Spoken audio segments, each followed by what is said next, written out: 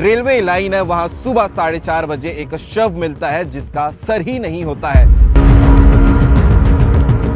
जो शख्स खत्म हुआ है उसकी ही धर्म पत्नी थी जिसने 2 गुंडों को हायर किए थे 40,000 रुपए पैसे देके और इसके अलावा अपने मामा के साथ मिलकर इस अपराध को अंजाम दिया था। 1 साल से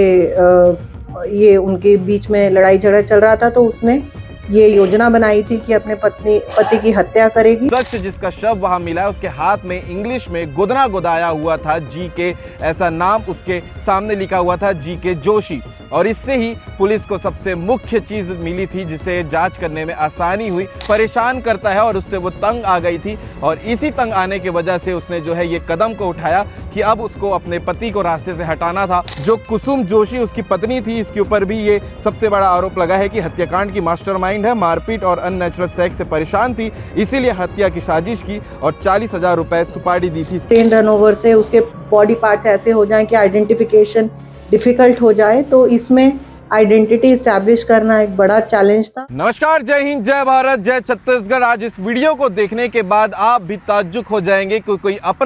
अपने के साथ ही इतना गहरा अपराध कैसे कर सकता है। और इसके अलावा ऐसे कांड जो लगातार छत्तीसगढ़ में निकल कर सामने आते हैं उसकी पीछे की असल वजह लगातार हम आपको दिखाते हैं। अफेयर, नशा, ये मुख्य वजह होती है। लेकिन आज इस कहानी में आपको ऐसी ही तमाम चीज़ें और जानने को मिलेगी और आप भी इस घटना को जिसने अंजाम दिया है और घटना जिस प्रकार से हुआ है इसे देखने के और जानने के बाद आप भी भयावह और भयानक दृश्य आपके चेहरे, आपके आंखों के सामने आ जाएगा सिर्फ इमेजिन करने से ही कि वो घटना, वो मंजर कैसे रहा होगा। दरअसल ऐसा ही मामला निकलकर सामने आया है छत्तीसगढ़ के बलौदाबाजार जिले के हथबंद थाना क्षेत्र से, जहां पर हथबंद और भाटापारा का जो रेलवे लाइन है वहां सुबह 4:30 बजे एक शव मिलता है जिसका सर ही नहीं होता है। सोचिएगा, इतना सोचने के बाद ही आप टेंशन में आ जाएंगे कि ये हुआ क्या होगा। आपको पूरा मामला बताते हैं। बलौदाबाजार जिले के इस जगह पे जो थाना क्षेत्र है, हथबंद थाना क्षेत्र है, वहां पर एक रेलवे लाइन गुजरती है। उसी रेलवे लाइन पर 11 जनवरी 2026 को एक शव सुबह 4:30 बजे मिलती है और उसके बाद आसपास का पूरा जो माहौल है वो एक भयभीत, वो एक हैरान कर देने वाला दृश्य दर्शाता है और आसपास के लोगों में सनसनी फैल जाती है कि एक शव जो है वो रेलवे फाटक के ऊपर, रेलवे लाइन के ऊपर मिल रही है जिसका सर ही नहीं है। और उसके बाद जब पुलिस मौके पर जांच करने के लिए पहुंचती है तो प्रथम दृष्टिया जो देखकर नजर आता है वो यही समझ आता है कि ये हत्या है, क्योंकि धारदार हथियार से गले को काटा गया था, ऐसा वो नजर आ रहा था दृश्य। इसके बाद पुलिस तत्काल जो है टीम बनाती है। टीम बनाने के बाद आसपास के गांव में सर्च ऑपरेशन जारी कर देती है और इसके बाद ही जब ये अपराध के बारे में खुलासा होता है तो पता चलता है कि सर जो है 10 किलोमीटर दूर दूसरे गांव में जो अपराधी है, जो अपराध जिन्होंने किया, उन्होंने गाड़ दिया था। और इसकी मुख्य आरोपी कोई और नहीं, जो शख्स खत्म हुआ है उसकी ही धर्म पत्नी थी जिसने 2 गुंडों को हायर किए थे 40,000 रुपए पैसे देके और इसके अलावा अपने मामा के साथ मिलकर इस अपराध को अंजाम दिया था। इसके अलावा आपको बताते हैं, जब ये घटने के बारे में पुलिस और जांच कर रही थी, डिटेल में पता कर रही थी, तो ये खबर निकलकर सामने आई कि जो शख्स जिसका शव वहां मिला है उसके हाथ में इंग्लिश में गुदना गुदाया हुआ था GK, ऐसा नाम उसके सामने लिखा हुआ था GK जोशी। और इससे ही पुलिस को सबसे मुख्य चीज़ मिली थी जिसे जांच करने में आसानी हुई और इसके अलावा CCTV फुटेज व्हाट्सएप में वायरल किया गया खबर को, ताकि जल्द से जल्द जांच हो सके और ये पता लगाने की कोशिश की गई। इसमें जो मुख्य अपराधी निकली हैं वो खुद उसकी पत्नी थी जिसने ये सबसे बड़े अपराध को अंजाम दिया था अपने मामा और 2 गुंडों को हायर करने के बाद में। इनके बारे में भी आपको डिटेल जानकारी बताएंगे कि कौन कौन लोग थे, किनका मुख्य इसमें जो काम रहा है इस हत्या को करने का, वो सारी जानकारी आपको बताते रहेंगे। और इसके अलावा आपको आगे इस पूरे मामले को लेकर जो SP हैं बलौदाबाजार की, उनके बारे में भी जो डिटेल बताएंगे वो भी आपको सुनने को मिलेगा। आपको बताते हैं कि ये आरोप था अपने पत्नी के ऊपर कि उसके साथ अननेचुरल सेक्स करने के लिए फोर्स करता है गलत तरीके से, इसीलिए ये पूरी प्लानिंग जो है वो चल रही थी और 1 साल से नशा करके उसके साथ मार पिटाई करता है, परेशान करता है और उससे वो तंग आ गई थी। और इसी तंग आने की वजह से उसने जो है ये कदम को उठाया कि अब उसको अपने पति को रास्ते से हटाना था, इसीलिए उसने 2 गुंडे हायर किए, अपने मामा के साथ मिलकर इस अपराध को अंजाम दिया है। जिस दिन ये घटना के बारे में पता चला था, यानी कि 11 जनवरी 2026, तो 10 और 11 जनवरी के दरमियानी रात में ये पूरी प्लानिंग हुई। अपने पति को रात भर शराब पिलाया गया। शराब पिलाने के बाद जब वो बेसुध हालत में, नशे की हालत में था, तो फिर उसे हथबंद और भाटापारा के रेलवे लाइन में ले जाकर उसका सर जो है वो तलवार से काट दिया गया और बॉडी को वहीं फेंक दिया गया था और किसी को कुछ पता ना चले, इसीलिए उन्होंने सर को जो है 10 किलोमीटर दूर दूसरे गांव में जाकर छिपा दिया था। लेकिन ये बात बिल्कुल पक्की है कि अपराध करने वाला कितना भी शातिर क्यों ना हो, पुलिस के हाथ इतने लंबे होते हैं कि अपराध करने वाले आरोपियों को पकड़ जरूर लिया जाता है। अब आपको बताते हैं कि इस पूरे घटना में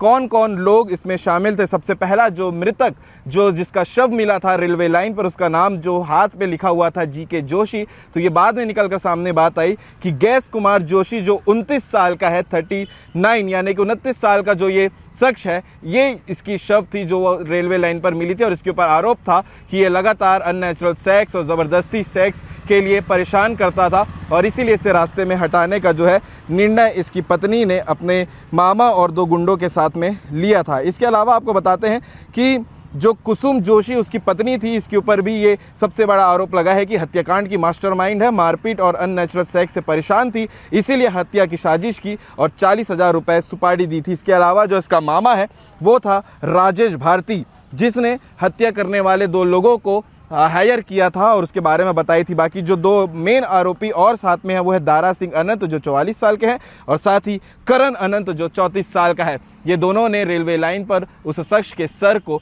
धड़ से अलग कर दिया था। ये पूरा मामला है जो निकल कर सामने आया है और पत्नी परेशान थी, ये खबर निकल कर सामने आई थी। लगातार हम यही चीज़ समझाते हैं जो दर्शक इस वीडियो को देख रहे हैं कि किसी प्रकार के किसी भी अपराध में और भी चीज़ें निकल कर सामने आ सकती है, दूसरा रास्ता भी अपनाया जा सकता था, लेकिन किसी की जान लेना कोई बेहतर उपाय तो नहीं है। ये लगातार हम अपनी खबरों में बताते भी हैं और देखने वालों को समझाते भी हैं। आगे आप सुनिएगा इस पूरे हत्याकांड में जो SP हैं वो इस पूरे विषय को लेकर क्या कह रही हैं, गांव के नाम से लेकर क्या अपराध हुआ है, किसने क्या अपराध किया है, वो जानकारी भी आपको सुननी चाहिए। बाकी इस पूरे वीडियो को अगर आपने देखा है तो कमेंट करके जरूर बताइएगा, ऐसे अपराध जो लगातार बढ़ रहे हैं छत्तीसगढ़ में, उसे लेकर आप क्या कहना चाहेंगे। बड़ा सवाल पुलिस प्रशासन के ऊपर भी उठता है, क्या उनका खौफ जो है वो ये अपराध करने वालों के अंदर कम हो गया है। ग्राम मझगवा थाना हथबंद में 11 तारीख को पुलिस को एक सूचना मिली थी कि एक लाश जिसका सर धड़ से अलग है,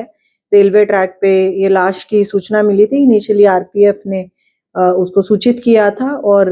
पूरे मामले की प्रारंभिक जांच में ये क्लियर हो गया था कि मर्डर का केस है और इमीडिएटली उसमें एडिशनल SP और मुख्यतः DSP KK वासनिक की अध्यक्षता में 20 लोगों की टीम गठित की गई थी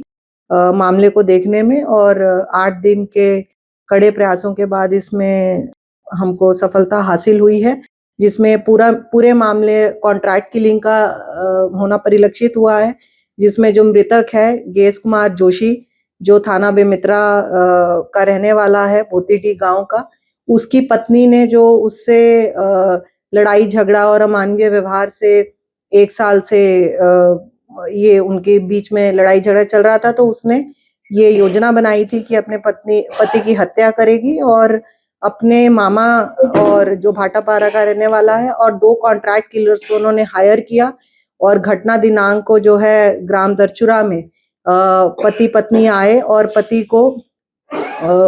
शराब वगैरह पिलाई गई, उसको काफी नशे में करते हुए उसको घटनास्थल पे ले जाया गया। फिर ये जो 2 कॉन्ट्रैक्ट किलर्स हैं जिनको सुपारी देके 40,000 रुपए में मृतक की पत्नी के द्वारा उसको हायर किया गया था, उन्होंने जो है तलवार से मृतक का गला काट के और जो बाकी बॉडी पार्ट्स हैं उसको रेलवे ट्रैक पे छोड़ा और ये जो सर था उसको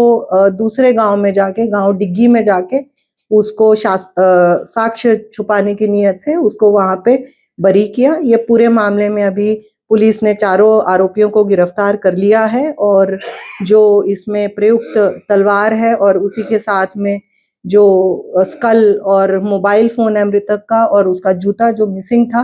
घटनास्थल से, उसको रिकवर किया गया। इस घटना का मुख्य कारण क्या रहा होगा ओवरऑल? मुख्य कारण जो संबंध में विवेचना में सामने आया है, जो मृतक की पत्नी है उसका लड़ाई झगड़ा और अपने पति से वो काफी इसको लेके परेशान थी और लगभग 1 साल पहले से उसने ऐसी ठान लिया था कि अपने पति को मारना है, और पहले भी ऐसा एक नाकाम प्रयास वो कर चुकी थी। फिर फाइनली ये पूरी तरीकेबद्ध से और साजिश रच के इस घटना को 11 तारीख को इसको अंजाम दिया गया।